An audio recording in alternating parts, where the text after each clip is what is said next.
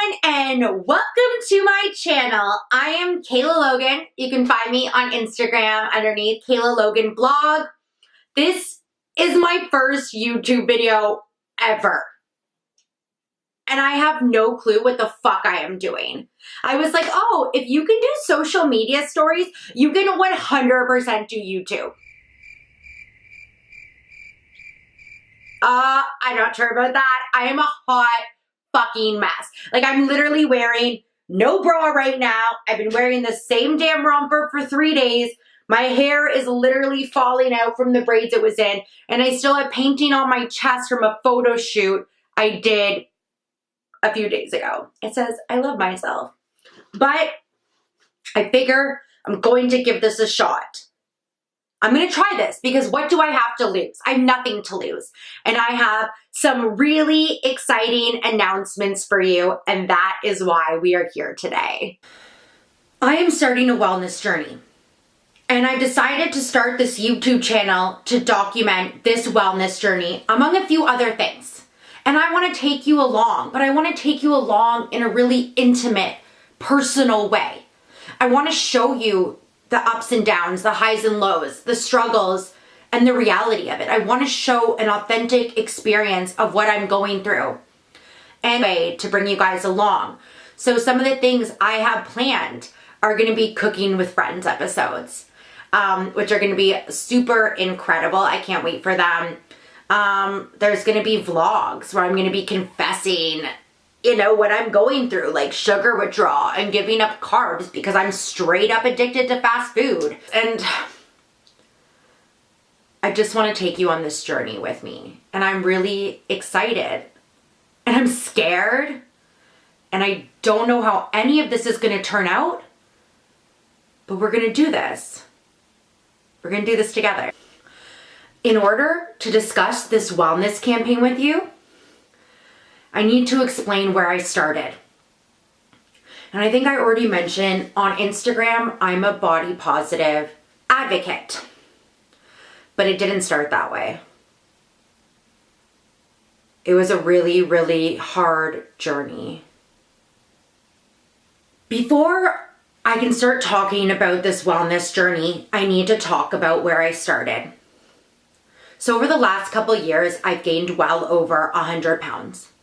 For the last few years, I've been going through a huge human rights case against my university for discrimination. I'm a mental health advocate. I struggle with anxiety, depression, ADHD, and my school was refusing to accommodate me. So I went to human rights. I went to human rights at the school first. I went to human rights with the Ontario government. It was over a 2-year process.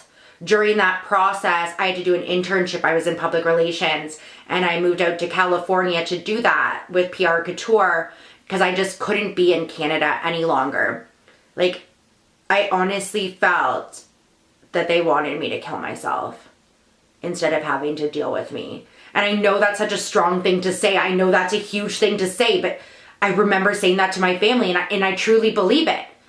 But the point is, so I left. I was in California. I was going through this case. I was going through severe depression. I had to come home for mediation.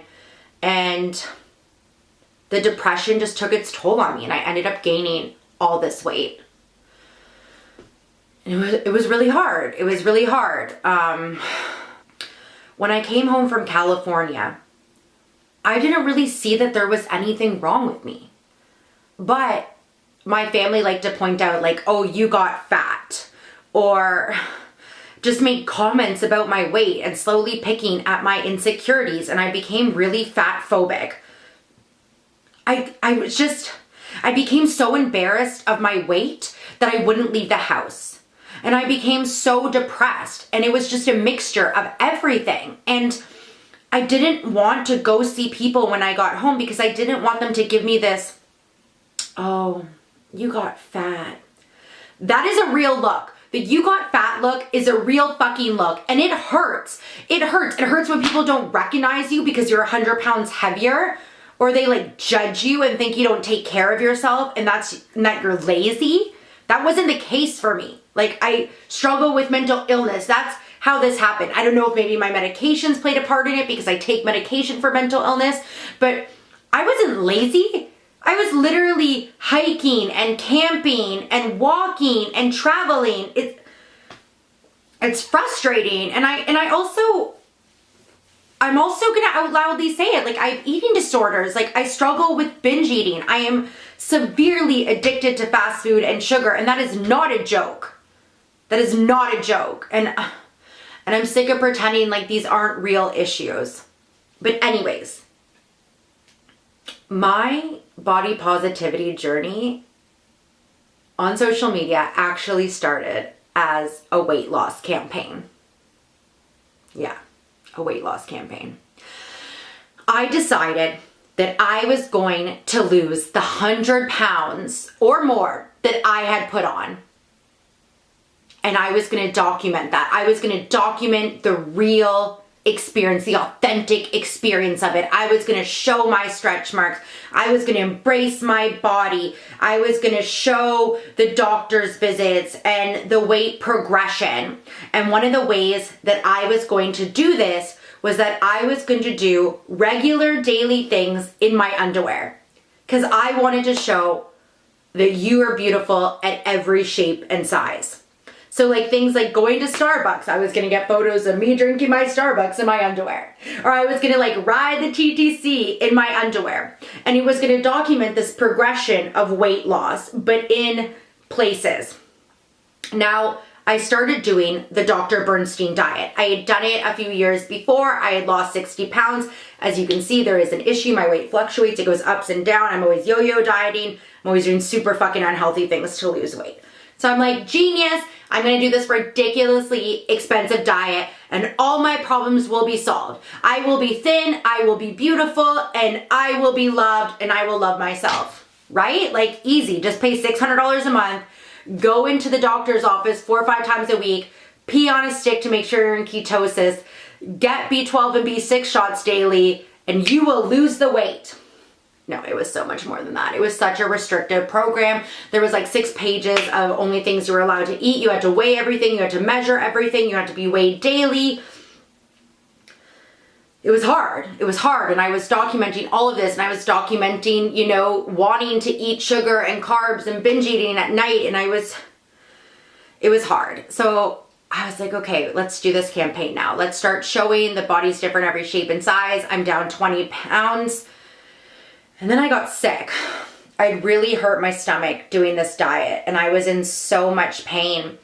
And I was doing this body positivity stuff online. And I had found like beautiful role models like Kenzie Brenna. She does these gorgeous photos of herself in her underwear in front of the mirror, and she has these amazing stretch marks, and she just shows it all. And a lot of the time she doesn't even have makeup on. And that's actually where the part of the idea came for me to do that, doing regular things in your underwear, because I thought, wow, she's so confident in herself. She loves herself so much. I want to be like her. I want to feel that way. I want to do that. And then I met people, or I saw people online like Christiana from America's Next Top Model. And she does the real catwalk. And I was like, okay. I came up with this idea. My first shoot, I was gonna emulate her. I was gonna recreate one of her images where it's like, they see me rolling, they love it. And it's like, you know, your folds in your stomach. And it was like, you know, all funny and silly. And I'm like, I'm gonna do this. And this was all still I was losing weight. And I'm following all these amazing people. And then I get sick. And then I start to realize something. I'm promoting body positivity. I'm promoting that you're beautiful at every shape and size. And I don't fucking believe it. I don't believe it. I don't believe it myself. I hate myself. Like, I start to realize that like, I'm going against everything that I'm promoting. I'm actually promoting this toxic diet culture and fat phobia. And I have a problem. I have a problem. Because I start to realize that when I was thin, I didn't love myself then. And now that I'm heavy or curvy, I don't love myself. So the issue has never been my weight. It's never been my weight. My weight didn't define me. I defined me. And I needed to learn self-love. And it wasn't going to matter how much weight loss I did, how much restricting I did, because we had a bigger issue. And the bigger issue was self-love. And I did the most incredible thing. And I can't believe I did it because I wanted to lose that weight so bad. That was everything to me. Like, I remember telling my family that I'd rather be dead than live and be fat. I said those words. I said, I was so serious too because I was so depressed. I was so suicidal. And I just thought, like, I would rather be dead than be fat. I cannot live life being fat. I'll never leave this house. And I told them that too. I said, I'm not leaving this house till I lose the weight. Like, how insane is this? How insane is this that 7 months ago, this is truly what I believed. This is truly what I believed. It makes me so sad to think that because I know there's people out there that still feel that way and it's so hard. And I know what it's like to feel that way. Like, I remember I had an event coming up and I didn't realize how much weight I had gained. So I go to the mall thinking I'm just gonna go to the like classic stores that I shop at, like Banana Republic. I'm gonna get like a beautiful dress. The event's the next day. This should be fine. I'm probably like, oh no, a 12. Like, that's the largest I've ever been. And I go in the store and I I grab sizes 14, 16 thinking like just maybe, just in case, like that's not going to happen. It's going to be okay. Like, I'm not that big. At this point, I have been avoiding mirrors altogether. Because like, I don't know, when you gain the weight and you're feeling super insecure and you hate yourself, the last thing you want to do is stare in a mirror and be like, oh my God, I love myself. You're like, no, you fat bitch. Like, yeah, what I'm saying is fatphobic, but that's how I felt. That's my experience and I'm valid in my experience. So I got the larger sizes. I go to the change room. There weren't many larger sizes and nothing fits. Like, nothing's doing up. None of the pants are doing up. I can get the dresses on, but I wasn't used to having a belly. I wasn't used to being this curvy. The largest I'd ever been was a size 12. And now I'm trying on size 16s. And I come out of the change room and my grandmother's with me because we did a lot of stuff together. And she goes, no, that doesn't fit you right. Because it's like hugging my stomach quite tightly, but the rest is kind of loose. And I just remember breaking into tears in the middle of Banana Republic. Like, so I give the lady back all the clothes and we're standing looking for more clothes. And I just remember breaking into tears because I was like, nothing fits me. Like, why can't I fit into the clothing? Like, I want to feel beautiful too. I want to look nice. And nothing fits me. And I was so humiliated. I was so embarrassed. And my grandmother couldn't understand what was happening. At this point, the tears are like flowing. Like, flowing. And it's just like, I know a lot of women out there have had this experience, and it is the worst. It is the worst way to feel. And then my grandma's like, okay, let's try another store. So I go into Aritzia. Fucking bad idea. Bad idea. They don't even sell extra larges. Nothing fits me in there too. And at this point, I was so insecure, I couldn't laugh it off. And I'm just crying. I just had to pick whatever fit me to wear because I had something the next day. And it was horrible. It was one of the worst experiences I've ever had. It was horrendous. And I got in the car and I remember calling my mom. Because like, my mom's like a bigger person, so I knew she'd understand. And I was like, nothing fits me in this store. I don't know what to do. And I was just bawling. I was just bawling because why should I have to go to other stores? Why should I have to go to a special store for curvy women? Like, why can't I wear what society deems as normal sizes? Like, what's wrong with me? Like, when did I get this large? It was soul crushing. It was soul crushing. So needless to say, I really wanted to lose that weight. Like, I truly believed that if I lost that weight, I would get me back. I'd be Kayla again. You know, like, I want to work in fashion PR. I'm from a PR background. And all the women I see in that industry are very petite. And I was like, no one's going to hire me. No one's going to love me. I don't love myself. Like, ridiculous. It's just ridiculous, the thoughts that I had about this. So I did the biggest thing I could do. I quit the diet. I quit the diet. I quit the diet. I quit the fucking diet. Still crazy to me. So I quit it and I decide I'm gonna work on my body positivity. And at this point, things had been really turning around. I started this whole new campaign, which is even crazier. It's even crazier. And my family was very upset. Like, very upset over it. Like, to the point where people stopped talking to me because they thought my idea was so crazy and I had to stop telling them ideas. But I was like, okay, I want to break the stigma around curvy women and I want to celebrate my body and I want to learn to love it. And this is what I'm going to do that. I'm going to strip down to my underwear in iconic places wherever I travel or wherever I am and take photos.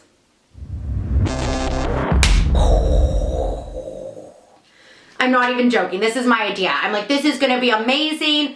I can't wait to do this. I'm going to film it. And the first time I do it was in the distillery district in Toronto. And I remember standing there like, yeah, this is going to be awesome. Like, I'm by the sign that says love. Like, oh my God, I'm so fabulous. Like, I love me. Trying to believe all that. And I literally took my pants off and I thought I was going to vomit. And it was all these white women that are always like, oh, that's disgusting. It's like always the old white women. And it's like, no, bitch. My lingerie covers more than any swimsuit I've ever seen. Like, I wear huge granny panties. I'm covering all the girls. Whatever.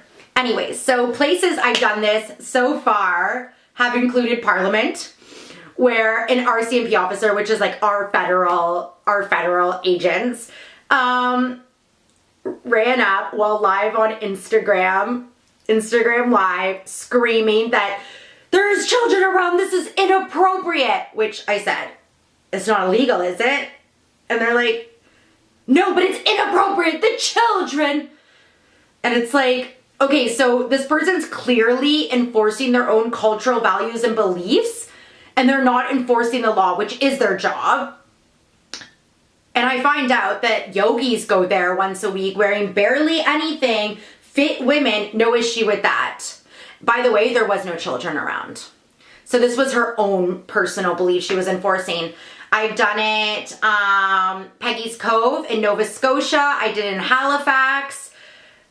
Where else have we gone? Montreal by the famous Ferris wheel down Old Montreal. We've done some iconic locations in Toronto, Avi. But I think the biggest one was when I got to walk in the real catwalk with Christiana. I got to meet her.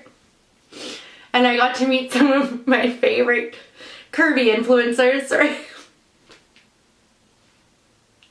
I had wanted to go to New York my whole life. It's like the fashion mecca, Holy Land. So to like be able to go there and meet Christiana, like someone who inspired a lot of my journey and my campaign, was like a huge deal to me. And I, come hell or high water, I was going and I got to walk in the real catwalk in Times Square. My first time in New York. Sorry.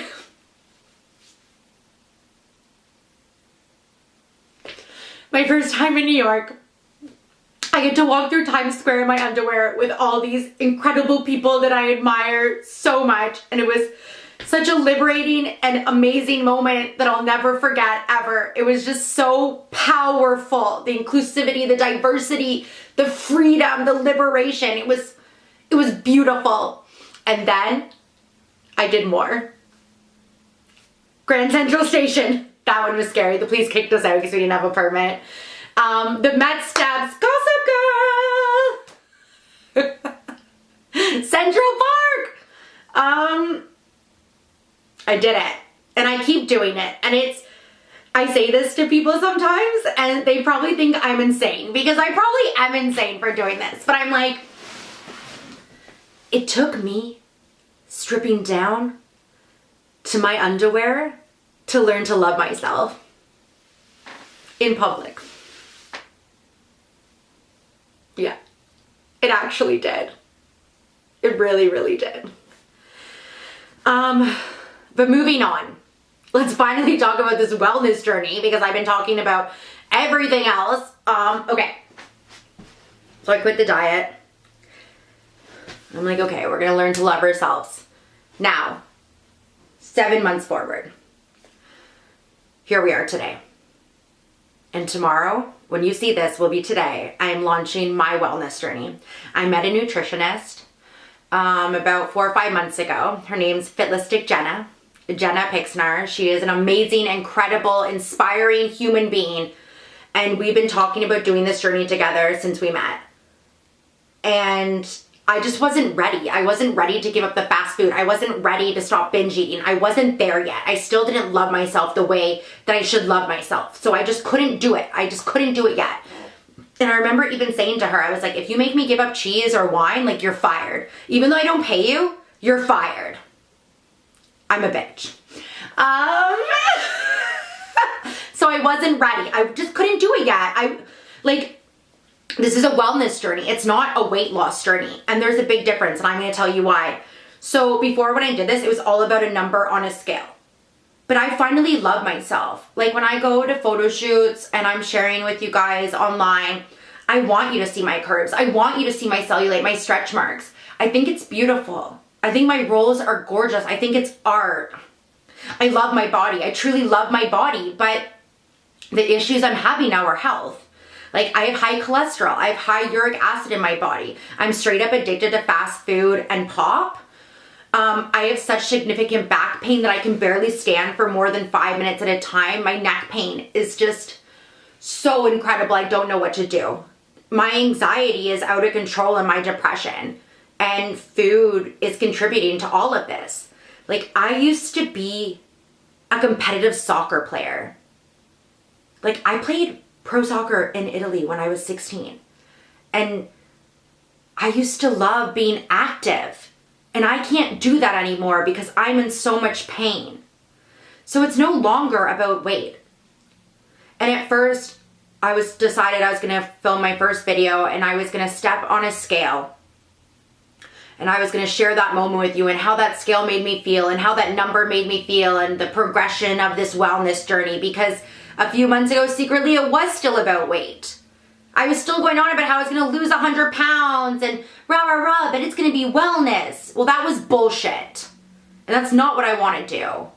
So I'm not stepping on that scale. I'm not sharing that with you or with myself because that's a trigger to me. And that's not what this is about. If I can use food to help heal myself, to lessen my anxiety, to lessen the depression, to heal my gastrointestinal system, because things that I don't share is that I have GERD, I have IBS, I have severe stomach issues. I've been tested so many times for celiac and Crohn's and thyroid issues. Like, these are real health problems. Like, I am scared that I'm gonna have a heart attack in my 30s.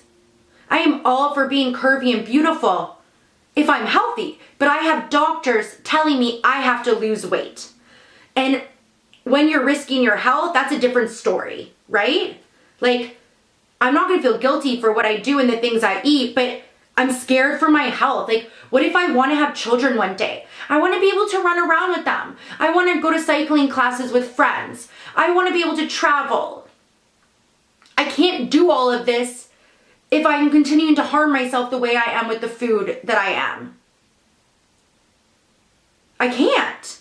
And I need to learn how to take control of this. I need to learn how to get healthy. I need to learn how to get well. I need to learn how to treat my body. I can't keep complaining about depression and mental illness and then go fucking eat a ton of junk food that is just making it worse. I'm contributing to my own health problems. So how am I taking responsibility for my life and my health when I'm not doing that at all? I'm choosing fast food. I'm choosing to have no life. I'm making bad decisions and I just can't do it anymore. So Jenna will weigh me. I won't know how much I weigh any longer because that's a trigger for me. And this journey is going to be a fine line of trying not to re-enter back into the diet culture, because that's all I've known my whole life. Like, I grew up with a mother who, when I was 16, told me that you don't ever want to be fat like me because it's no way to live. every time I'm around my mom, she goes on about how fat her ass is and how she needs to lose weight and how disgusting she is. Like, grew up around such fat phobic behavior, and I used to binge eat and take laxatives, and then I take diet pills, and then I take caffeine pills to go work out twice a day, and I've done some really unhealthy shit to stay thin and be thin. Like, I've been really thin, and back then I thought I was really fat, and I wasn't. And I was really harming myself. So I need to learn how to take care of my body. And I'm not fat phobic anymore. Like, I don't see anything wrong with being fat. I don't care if I don't lose any weight because I'm okay in this body.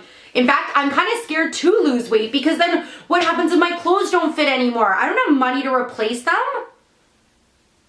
It's gonna be terrible. But anyways, I'm getting off track again. So taking that pressure away of weight loss, I can actually do this. Like, I can do this for my health, because if I want to go eat McDonald's, it's not about, oh, you might gain that 5 more pounds. It's about, you're just going to affect your health. Like, you're just affecting you. It's not about weight. I've taken all the pressure off the situation. I'm not weighing myself. I'm not letting a number define me. I define me. I am unapologetically me. And I am so much more than my weight. I am so much more. You are so much more than your weight. Your weight doesn't define you.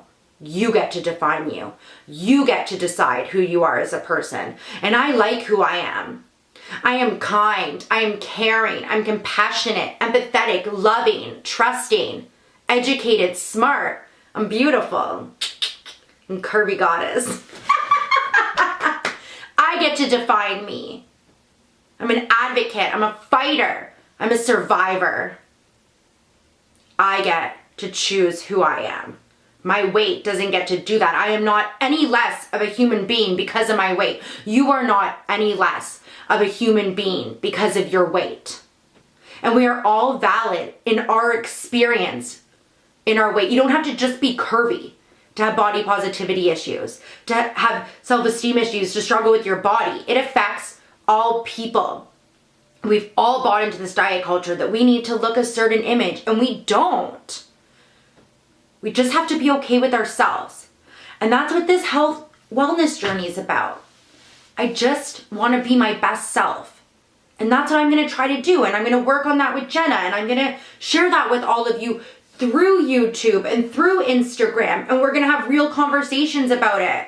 We're going to really talk about what I'm going through in the sugar withdrawal and how's my body changing and is my skin hanging? Can I fit into clothes anymore? What do you do if you can't afford to buy new clothes? We're going to talk about all the issues, and we're going to be real about it. As real as I am right now with no makeup, look at my hair, no bra on. We're going to keep it so damn real. So welcome to my channel. Subscribe below.